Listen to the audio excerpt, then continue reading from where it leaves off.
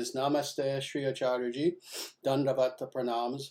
Would it be okay to enjoy the temporary blisses while also striving for the permanent bliss? Is such a thing even possible? Thank you very much. Sanatana Dharma Jayate. Very nice. This is a very good, very practical question, actually. And yes, let me address this. There is indeed the permanent bliss, that eternal bliss that is God Himself. But at the same time, indeed, this is a world of bliss, of blisses. I mean, it's also a world of suffering as well. It's a duality. But it's a world in which we are seeking blisses within this world. Now, focusing on the blisses that we experience within this world, they all fall under one or another of the three gunas. So there is sattva guna, or that which is goodness. There is raja guna, that which is passionate, energetic. There is tamaguna, or that which is, by its very nature, ignorance. Now, we can indeed enjoy some of the temporary blisses of this world as long as they are sattvic. And indeed, the Vedic scriptures make this clear.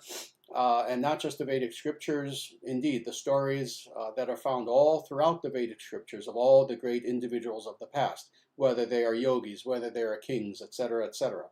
So indeed, we can enjoy, a good meal. We can enjoy, again, the things of this world, whatever it is, a beautiful sunset, a beautiful sunrise, etc.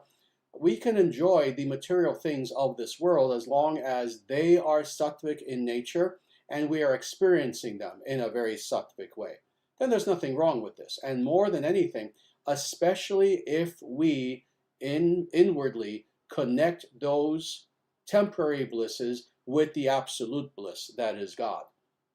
So, for example, when we're enjoying some wonderful food that is there before us, if it is sattvic food, if we're approaching it in a sattvic way, and more if we connect that bliss of eating that food with God. In other words, understanding that God is the source of that food. We thank God for the food. If we can, we even offer the food to God and then enjoy it as prasada.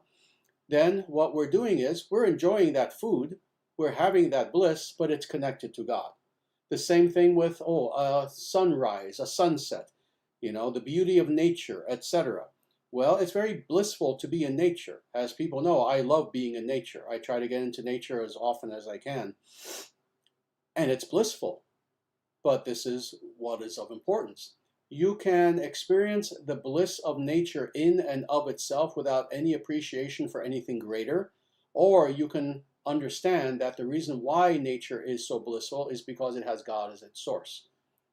And this being the case, you are not only enjoying that bliss of being in nature sattvically, but you're also experiencing it devotionally as well. So indeed, it is very possible to experience all the blisses of this world. But again, sattvically and connected to God. Hope that answers the question.